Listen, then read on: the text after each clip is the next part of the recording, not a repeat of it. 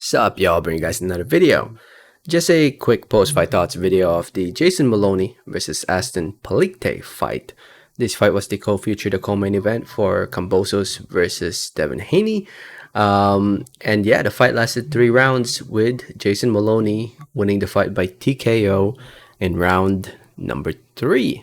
Caught Palicte with a short right hand and dropped Palicte. Palicte was kind of on wobbly legs. Jason Moloney went for the kill, was able to drop Palicte again, and referee stopped the fight. Can't blame the ref. I think there was still a good amount of time left in the round, so Palicte would have probably gotten up and got hit more and unnecessary punishment. So can't blame the ref for stopping the fight. Palicte looked hurt and it looked like he wasn't going to recover anytime soon. So a very good win for Jason Moloney. The fight was pretty much all him. Palicte did have moments here and there, but I don't think it really wasn't enough to win to win rounds.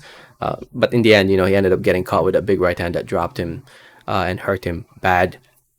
And yeah, it's a good win for Jason Moloney because, in my opinion, beating Palicte, who is considered a top 15 by a couple of the sanctioning bodies going into this fight, solidifies Jason Moloney's position as a top contender in the bantamweight division, 118 pounds.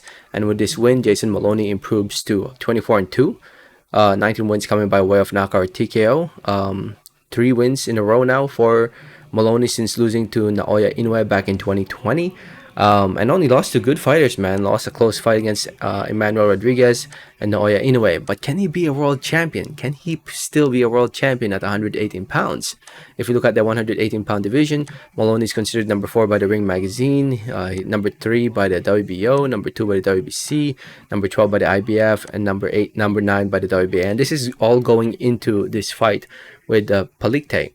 The division is tough to be a world champion with Inoue and Donaire being on the top of the division. We have Paul Butler who holds the WBO belt, but honestly, I don't think he can get that fight. I think Paul Butler will most likely have to fight Jandrel Casimero, but I'm hoping that Butler actually fights the winner of Inoue versus Donaire too, so that we can have an undisputed champion at 118 pounds.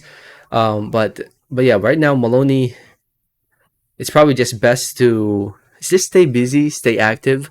And then eventually fight for one of the vacant belts once Inoue or Donaire becomes undisputed and vacates those belts. Because Donaire is on his way out. He's pretty much going to retire soon. Inoue, once he's undisputed, I feel like he's going to move up in weight to 122 pounds. So if Moloney wants to become a world champion, I think he needs to wait out maybe a year for a title shot. I don't think he's going to get a title shot within the next year or so. But maybe in a year and a half or in 2 years, he might get one of those vacant belts. You never know. If he sticks around at 118 pounds, which I think he will. As for Aston Palicte, got caught with a good shot. Losing 5 fights now, 3 fights by TKO or knockout.